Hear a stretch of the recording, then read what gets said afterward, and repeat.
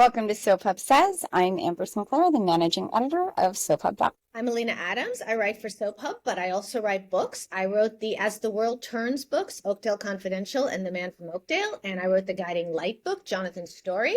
My new book is called Go On Pretending, and guess what? It's also about soaps. We'll be here every week talking about what we loved, what we hated, and what we have questions about for every show. The word of this week is, of course, Aim. Dumas. Dumas, the Young and the Restless. Even on the show, you have to assume the actors and the writers are sick of it when on the show today they say, we've been talking about Dumas for weeks. And here he is.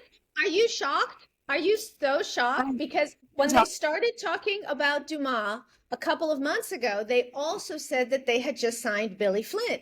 So, of course, when last week Billy Flynn said that he was playing Dumas, we were all shocked. And then Dumas turned out to be Kane. We were also all shocked. And by we were all shocked, I mean, I wasn't. Were you, Amber? I mean, I was. No. It was definitely the twistiest twist that ever twisted in any daytime ever. Has anything ever been telegraphed harder? Right? I can't recall that was more obvious. And they literally did not tell us who Billy Flynn was playing until 3 days before the reveal. And then on Friday, he's Dumas. So where is his Australian accent? Where's baby Sam?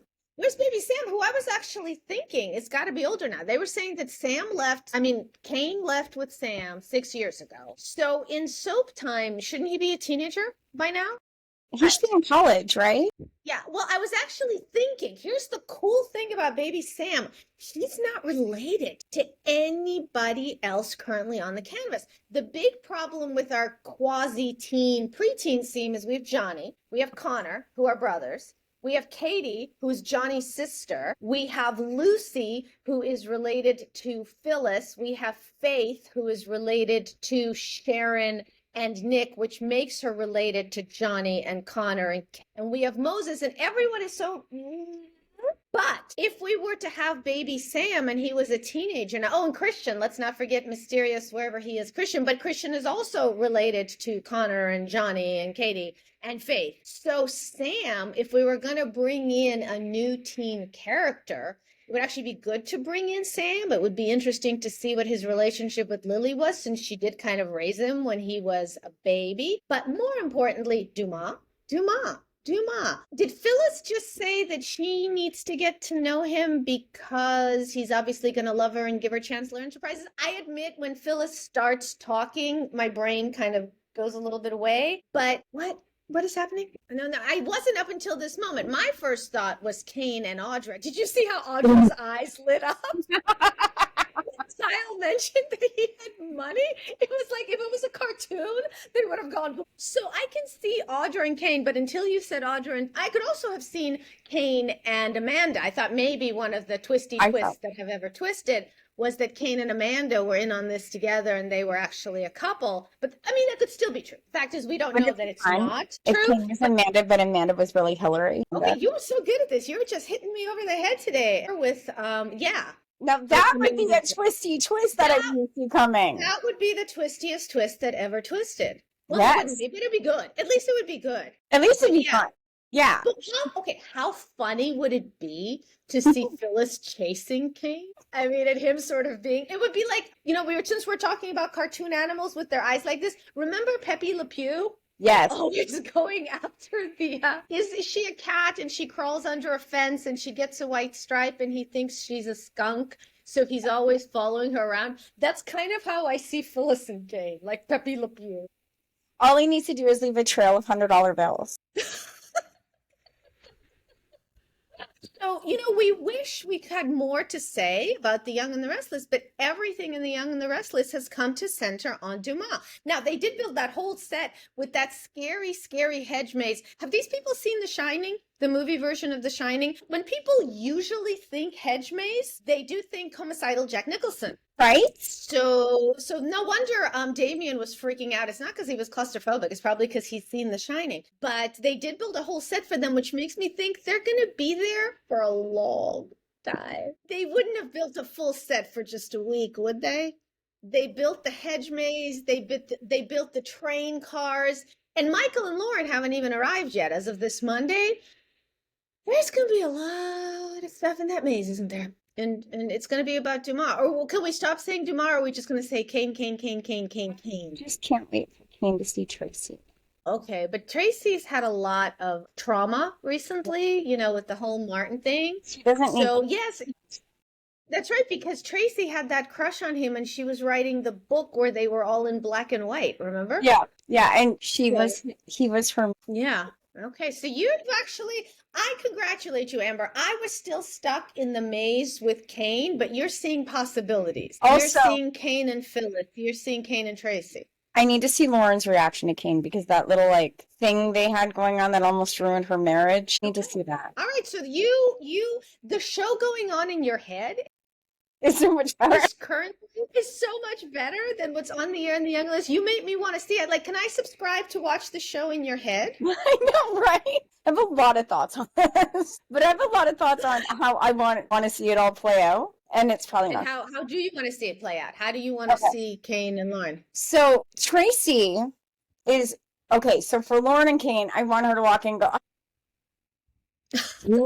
Like her marriage is just finally good again. I want her to be like, can you go away, stay here? But Tracy and Ashley are in Paris, right? Yeah, I mean, we're never quite sure, and apparently you can get back and forth during a commercial break. But yes, let's say I thought they might have been in New York, but sure, let's say they're in Paris.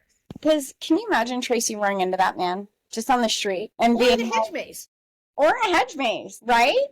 And being like, oh, God, this guy, right? And then she tells him that about all the book sales and stuff and how his life like made her money. So like, thank you for that. But like, what's wrong with you? Right.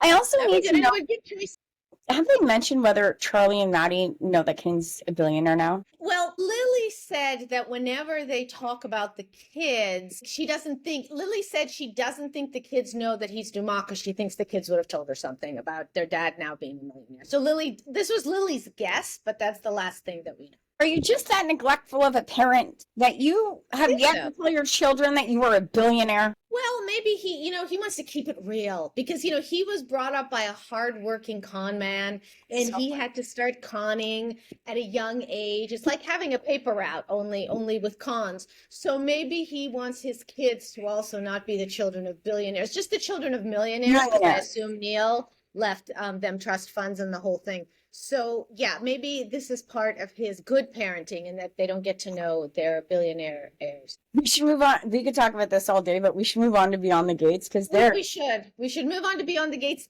And speaking of shows that are taking place inside of people's heads. So we just got another big clue in the story with whatever Martin's black and white flashbacks are. And for the first time this week, we just found out that whatever the incident was, it happened 2 years ago. 2 years ago. The way that they were coming, that he couldn't remember, I thought he was a kid or at least a teenager. 2 years ago, he was a grown man who did something very stupid and went running home to granddad to fix it. That's not exactly that's not a win there. That's not a flex, dude. But it did make me think the time. Remember another political dynasty you may have heard of, the Kennedys? When Ted Kennedy was driving over a bridge one day with a lady in his car, and through a series of circumstances, the lady ended up at the bottom of the lake, and little Teddy swam out and swam home and ran home to daddy to fix it because that's what his daddy did. So what if that's what we've got here on Beyond the Gates? What if Martin was actually having an affair with the guy that died? And that's why he ran home to Granddaddy, and that's why Granddaddy fixed it for him, because 2 years ago, he was not a child. 2 years ago, he was a man who should have taken care of his own problems, but if he was cheating on his husband, that would really tank his political career. And considering that Vernon has decided that his stupid grandson, this is not a bright boy, to all intents and purposes, is going to be president. No, wait, he's not going to be president now. But he went running home to Grandpa to fix it because at the time he probably thought he could still be president. And here's where some really interesting numbers come up. So in order to be president, Martin would have to be at least 35. So let's say he was, even if he's not 35 now, he's going to be within striking range of being 35, let's say the next election season. Okay.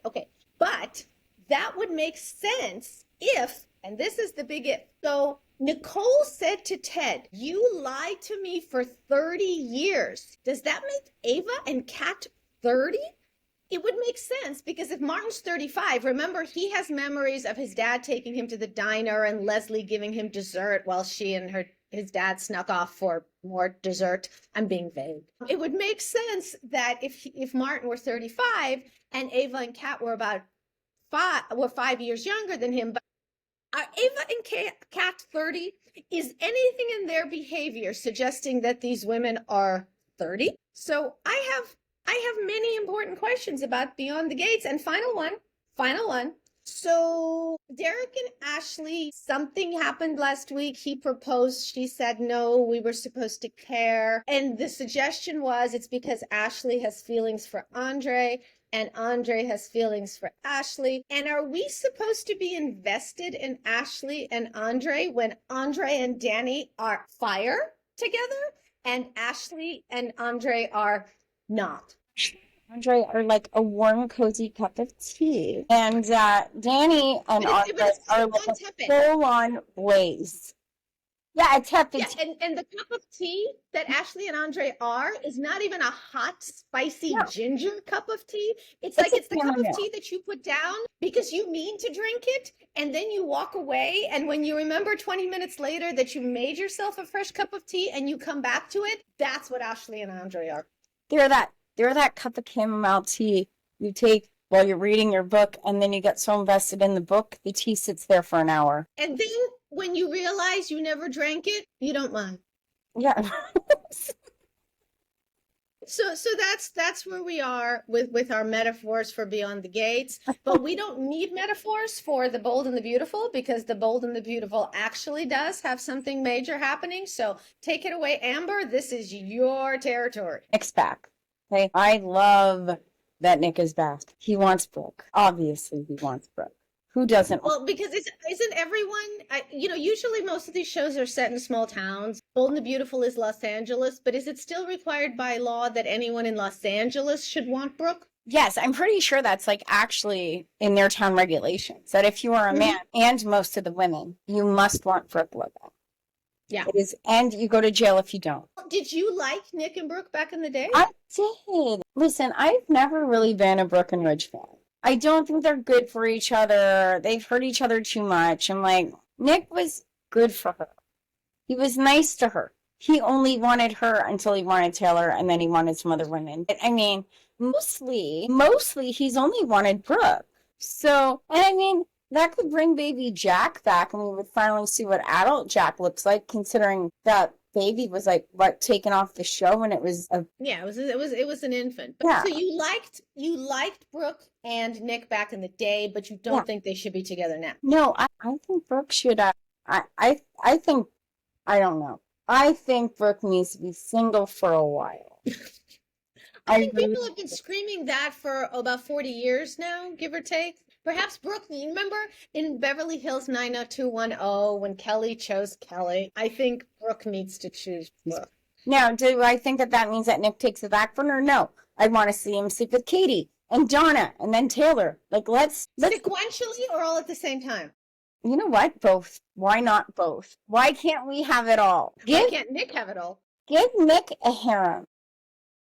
That would be good. And he can take, because he has a boat. So if he takes the harem out and into international waters, it won't even be a problem. Right. Now, with Taylor, sweet Taylor, today she proposed to Ridge. That's another law, I think, right? If you don't want Brooke, then you want Ridge. That's kind of the rule of thumb. Like, girl, what is you doing? What are you doing? What? She is a psychiatrist.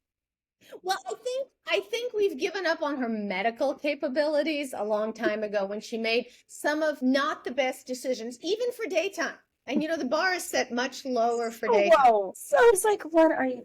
No, because if he says yes and marries her, he's still standing there wanting someone else. Like, you're literally asking to be married as second best. Like, stop.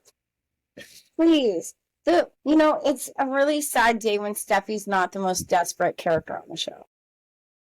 But what if Ridge and Taylor are getting married and both Brooke and Nick burst in to say that Brooke, of course, has a horse. Nick has like an anchor or something to signify who he is. And they could both break in and say, does anyone have any objections? And then they'd be fighting each other in the objections. And again, oops, Amber, we're back to the shows in our head again. Thing with when is Luna going to use this gun? And this is I think the third week we're asking this question. Yeah, we just like use the gun. I don't care who she shoots. Shoot someone. Like literally anybody at this point. But not Nick, because Nick's back. Well, I mean, maybe Nick aims a little younger. I'm just saying he has a boat. He can help her escape after she shoots someone. But then they're both gone. And the fact is we don't particularly want them gone. We just want Luna to shoot someone. What if Luna shoots somebody, hooks up with Nick to steal his boat, pushes him into the water, everyone thinks Nick's drowned. And then Nick is like, hi, here I am. And Brooke's like, oh my God, I thought you died. I love you so much. And will this be like when, was it Steffi was the twin who was presumed dead when they just found her chewed up life jacket? Yes, like that. It should be just like that. Because they do like throwing people in the water over on... they really do. Beautiful. But this actually makes a very good transition for us because boats. Here we go, boats. You know who had a boat on Days of Our Lives? Bo and Hope had a boat. And they have it again, apparently, because they got it back from Ciara and Ben. And here's what I have to say. Okay, I said this last week. I said it before. I will always say this unless I get a blow to the head and get amnesia. But even then, I bet I would still say it because, yay, flashbacks. Soaps can do something that no other medium can do. They don't have to put the actors into makeup or cast younger versions of them. We actually saw Bo and Hope's early meeting. We got all those flashbacks. And, you know, soaps try to be the movies or soaps try to be prime time. And they don't have to be because they have real footage. The whole episode that was dedicated to Bo and Hope and Tom and Alice, that was amazing. They got footage. On the other hand, look at me contradicting myself mid-sentence. We also got made up flashbacks of Tom and Alice. I think these were the same actors who were used in previous flashbacks. Yes, I think so. At the time, I think it was. But the original flashbacks was all about when they were first married and buying the Horton house, right? Yes. And then this set of flashbacks, they found out that their daughter, Addie, was pregnant with the kids. I don't know if it was supposed to be Julie or Steven. I'm not sure which one's older. I think Julie's older. But the point is, it was the same actors, so they must have a really good skincare routine because they did not look like a day older. So in the same episode where I'm saying, whoa, Bo and Hope flashbacks, look at me, I'm doing the Kermit flail. Bo and Hope flashbacks. We have those fake Tom and Alice flashbacks. Not so great. We're also talking about a teen scene for Young and the Restless. And Days of Our Lives is actually doing a better job of setting theirs up. You know, when Ari and Sophia ran into each other at Horton Square, it was good. I actually felt like, yeah, them and Holly, they were all like in elementary school together. And I actually got a nice bit of chemistry about it. And I thought that was pretty good. And now we have Ari and Sophia and Tate and Aaron is back. And of course, Holly, that could be a pretty solid teen scene, except for the minor detail that, you know, they're all graduating high school. Well, they thought they were going to graduate, but then Sophia went into premature labor, but then she didn't really. But they're graduates now. And Tate and Holly are talking about, oh, where will we go to college? I have some news for them. You had to commit by May 1st. I know this because I have a high school senior and there were checks to be written and buttons to be clicked. So they're a little bit behind, but assuming like all teenagers, like, you know, in General Hospital, all the teenagers decided to stay in Port Charles, well, except Cameron. I assume the kids in Days of Our Lives will also stay in Salem, go to Salem U, and we have a pretty solid teen scene there. I'm actually pretty impressed. Yes. Yeah. It's about time that we got back to like, I used to love the summer of teens on soaps. What was your favorite teen scene on soaps? It had to be like Sammy, Lucas, Austin, and like that whole thing. Yeah. That summer when Sammy and Lucas finally decided that they were going to try as teens. I love that. Because she was so into Austin. I also really, really loved the summer that Sharon Case was introduced to Lina.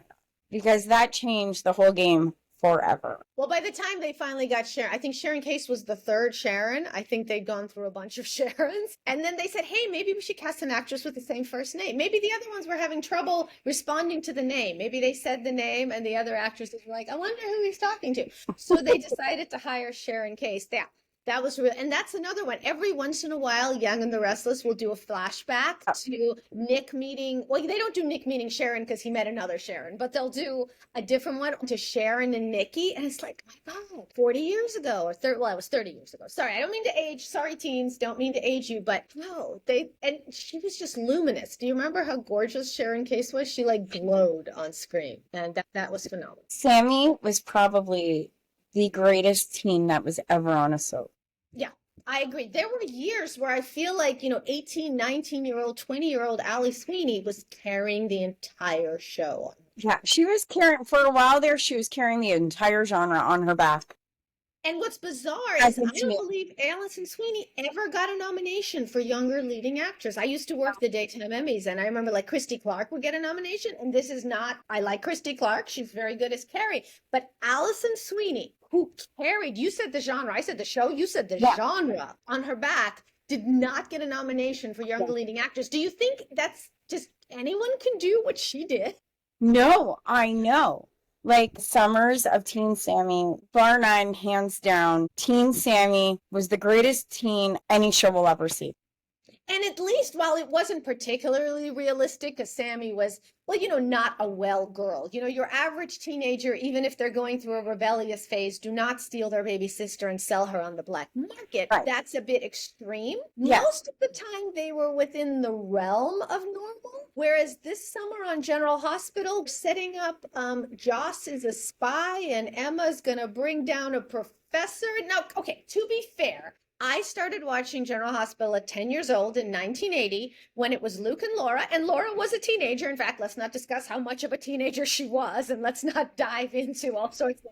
One of the greatest teens on a soap. Yeah, absolutely. But even Luke and Laura on the run, and the following summer, Luke and Laura stopping Cassadine Evil Weather Machine somehow felt more grounded than Joss is a super spy. And I think Emma is too. I'm not really sure. So they're putting a whole lot on those girls to carry. That's a lot of... And that tiny pool. For somebody whose brain is not developed yet. Like, it's a lot of responsibility.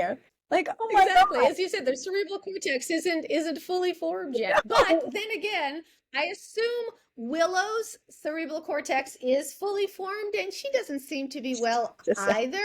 So I'm wondering, did we call it? Remember last week we talked about how Willow is going to go completely crazy when she lost the kids because she has bad nature and nurture. Her nurture is her adoptive mother, Harmony, crazy, and her nature is her adoptive mother, Nina, not so great, and her twin was Nell, not so much with the sanity. So here's the thing. I'm wondering, we got that eerie music when Sasha left baby Daisy in her crib, and so I'm wondering, has Willow flipped? Will Willow steal Daisy? And was she the one who switched the kids? Because that was a weird beat, wasn't it? They bring the baby to Willow and Willow goes, to Sasha. They bring the baby to Sasha and Sasha goes, that's not my baby. And they go, oh, right, sorry. Whoops.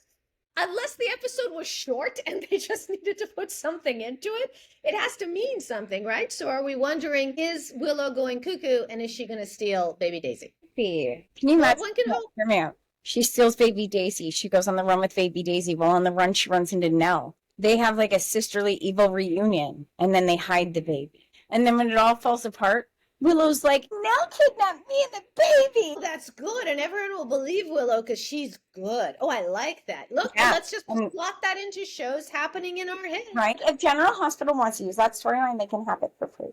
Well, you've always been a giver. Right? I really and we can actually disclaim all the other shows can have those stories as well. Just take them, fix it. Fix it. Make it better. Make it work. What is it? Is it Project Runway? Make it work.